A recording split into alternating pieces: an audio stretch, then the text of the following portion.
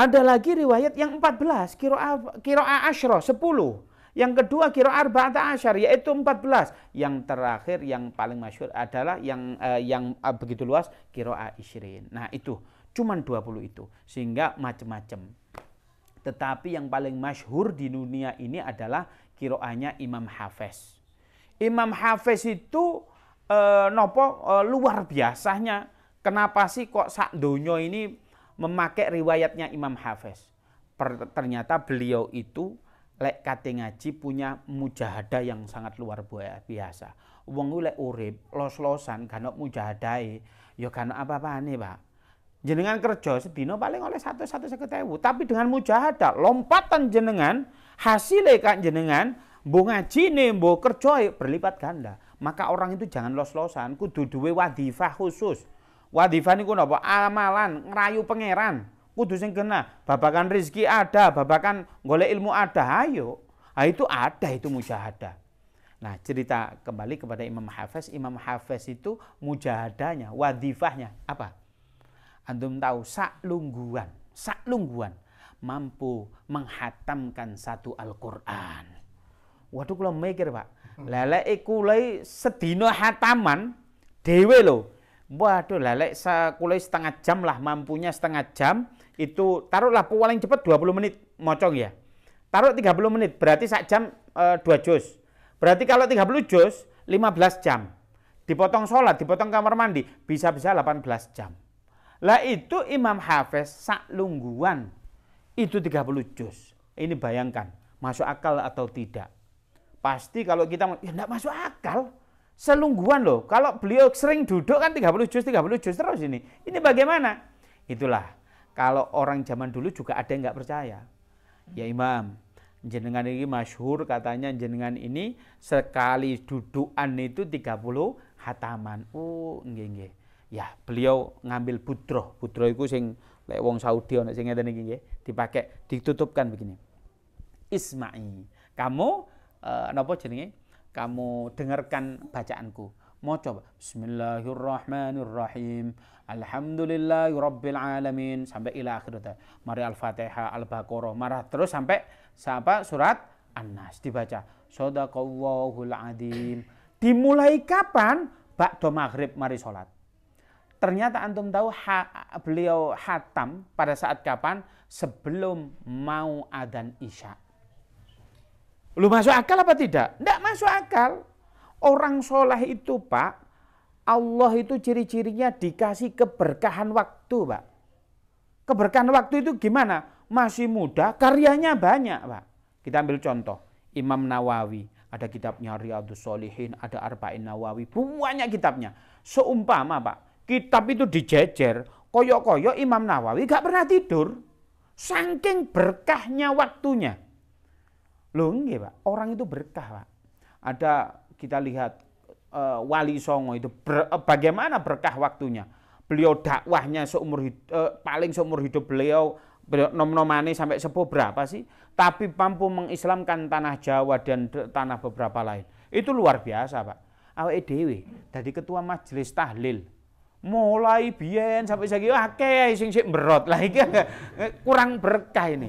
Kalau Wali Songo jangankan masih hidup, sudah matinya keberkahannya masih kita rasakan. Coba saya tanya, jenengan kalau pernah ke Wali Songo, di Wali Songo itu berapa UMKM yang menggantungkan hidupnya di daerah situ? Dodol tasbih, dodol minyak wangi. Turun-temurun di situ, kaya-kaya. Loh itu loh. Wong wis mati membawa keberkahan. Itu berkahnya ilmu. Berkahnya waktu yang diberikan oleh Allah. Sampai-sampai Rasulullah mendapatkan berkah waktu itu, kita ambil contoh. Rasulullah dari Mekah, kemudian ke Madinah, ke Masjidil Aqsa, ke Sidratul Muntaha, ke arsy-Nya Allah, balik meneh sampai Masjidil Aqsa ke Mekah itu cuma sepertiga malam. Ini secara logika tidak masuk, Pak. Nggak masuk, blas. Tapi jenengan tahu bagaimana Rasulullah Allah menggenggam waktunya. Kalau jenengan miturut wong normal dari Mekah ke Masjidil Aqsa, iku pakai onta yang kuat itu 30 hari, Pak. Wis melaku 30 ontanya kuat. Lek unta-unta biasa ono geringe barang, wah iso 45 dina iku. Lek untae kadek kering, apa meneh masuk angin ngono. Wadah iso 45 sampai 60 dina. Lah ini Rasulullah ke Sidratul Muntaha, antum tahu jarak bumi ke langit, langit pertama, bukan langit sampai ke 7. Itu 500 tahun cahaya.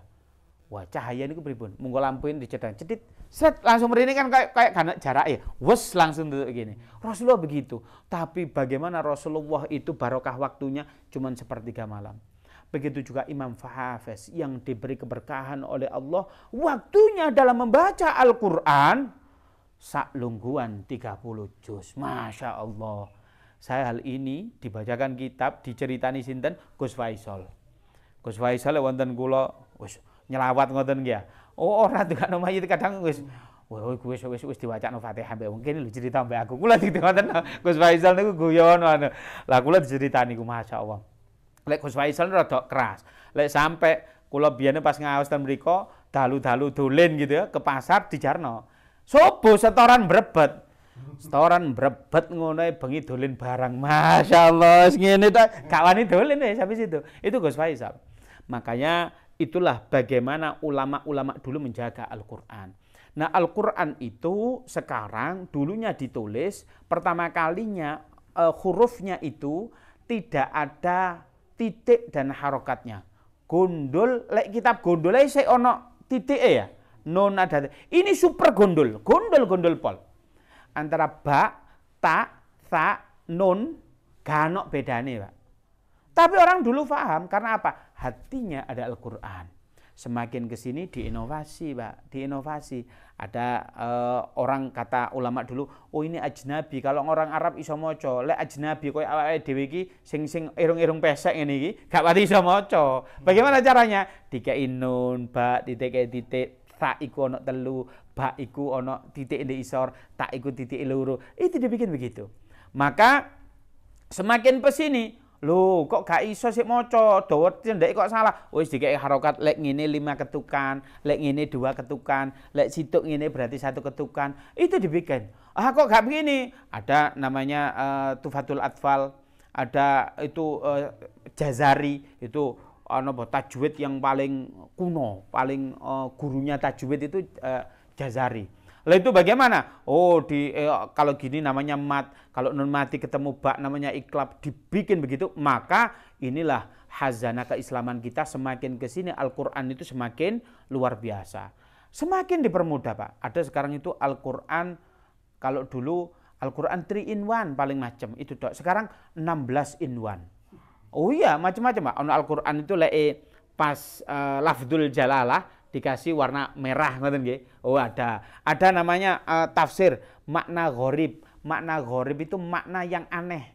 Contoh, wong Arab itu paham dengan bahasa Arab, tapi ada kata-kata di Al-Qur'an beliau tidak paham, masih wong Arab. Pemene wong Jawa tambah angel.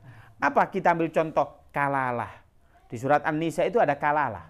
Kalalah itu artinya apa? Wong Arab opo ya mesti lodeng, Mbak. Karena itu makna yang aneh. Ternyata kalalah itu di bab warisan ada.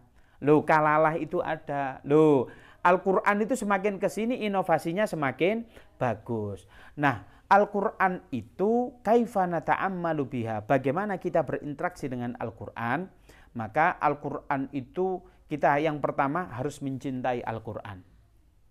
Bagaimana cara mencintai Al-Qur'an? Yang pertama gelek-gelek maca. Dibaca Al-Qur'an itu. Al-Qur'an dibaca. Setelah dibaca, maknanya dibaca itu ya latihan maca, Pak. Latihan maca panjang pendeknya, makhorijul hurufnya, tajwidnya itu harus versinya Rasulullah, harus jelas. Setelah itu bisa meningkat lagi maknanya. Makna itu terbagi menjadi 2. Yang pertama tafsir, yang kedua tadabbur. Tadabbur tatkala jenengan baca Quran apa yang terbesit itu tadabbur. Kalau tafsir itu ada 2. Yang pertama bil ma'thur, yang kedua bir ra'yi. Apa sih bil ma'thur itu? Bil ma'thur itu tatkala Rasulullah menurunkan Al-Qur'an, ayatnya itu tadi diterang nih sama Rasulullah SAW. Itu namanya bil ma'thur. Sehingga apa? Ya enak, maca ayat iki maksudnya ngene, sudah diterangkan oleh Rasulullah. Penak. Itu bil ma'thur. Siapa yang meriwayatkan terbanyak? Namanya Ibnu Abbas. Sayyidina Ibnu Abbas, itu beliau. Ala birro'yi itu bagaimana? Ya ulama yang berpendapat. Oh maksudnya ayat ini. Pasti kita berpikir, lu kena nopo kok gak versi ini Rasulullah kabeh, kok gak bil ma'thur kabeh. Ndak ada. Versinya Rasulullah itu enggak 30 juz, gak diterjemahkan semua. Hanya berapa? Kalau dihitung-hitung cuma 3,5% kurang lebih. Yang lainnya birro'yi, ro'yinya ulama. Tapi kita enggak boleh sembarangan. Mentafsiri Al-Quran, saenake dewe, enggak boleh. Saya ini urip kudu menuju Al-Quran dan Sunnah. Apik Pak. Loh, saya enggak mau pendapat ulama. Kan ono nggih sing akhir-akhir iki rada napa? Kemelinti ngono bahasa Jawa. Kemelinti lho. Lho nggih tak arani kemelinti itu bagaimana? Wis aku iki lek gak versine Rasulullah, lek gak Al-Qur'an dengan As-Sunnah, gak mau ikut pendapat ulama. Jangankan ulama kelasnya Yai Basori, ndak mau saya. Ulama-ulama sing dhuwure maneh, ulama-ulama khalaf atau ulama salaf, ndak mau. Saya itu pokoknya Al-Qur'an dan As-Sunnah. Ditakoni, bagaimana jenengan itu memahami Al-Qur'an? Kula niki kok penasaran. Jawabnya ngeten tok. Saya Google Allah Subhanahu wa taala. Nah, ini tidak boleh nggih. Memahami Al-Qur'an kok versi Google. Lah ini tidak boleh. Bagaimana? Al-Qur'an itu kan luas ya. Al-Qur'an kita ambil contoh. Di surat Al-Baqarah, Alif Lam Mim. Maknanya apa? La ya'lamuhu illallah. Tidak ada yang tahu kecuali Allah. Dalikal kitabul la raiba fih. Bahwasanya kitab ini, kitab ini, mustahil di dalamnya ada kesalahan. Mustahil di dalamnya ada keraguan. Tapi jenengan pas moco, kok ayat iki koyok gak relevan yo dipraktekkan zaman sekarang. Kayak iku versine awake dhewe. Koyok gak pas iki. Iki sajane pas zamane Rasulullah biyen. Maca ngono. Oh iya. Yang kedua, kok ayat sijine ambek ayat ini koyok bertolak belakang ini. Ini gimana sih? Apa segala macam. Maka itulah Al-Quran itu padahal kalau kita menjumpai semacam itu, kita lihat. Al-Quran itu pada dasarnya memiliki karakteristik. Apa karakteristik itu? Identitas. Identitasnya yang pertama syumul. Syumul itu global. Global itu semua hal di dunia ini ada dalam Al-Quran. Lek sampean gak nemu berarti apa? Otak kita lah yang tidak mampu memahami Al-Quran dengan bagus. Syumul. Waqi'un li kulli zaman. Apa waqi'un? Available di setiap zaman. Dipraktekno zaman Majapahit oke, zaman sekarang oke, zaman sahabat oke, kapanpun dimanapun Al-Quran pasti cocok. Lah ini kok bisa? Ini kok maka otak kita lah yang tidak mampu. Sebab dulur-dulur memahami Al-Quran itu banyak butuh ilmu. Ora oleh ngawur. Orang oleh Google langsung jenengan. Itu tidak boleh. Apa ilmu Al-Quran itu? Banyak ilmu Al-Quran itu. Ada kita memahami tadi Makkiyah dengan Madaniyah. Apa sih karakter Makkiyah? Makkiyah itu memahami tentang akidah. Madaniyah itu memahami tentang interaksi dengan manusia. Harus dibedakan. Ada ayat itu ayat khos dengan am. Khos itu khusus. Ada ayat itu khusus untuk orang Yahudi. Tapi antum lek ceramah kok dipakai dalil gawe wong Muslim. Ya gak pas.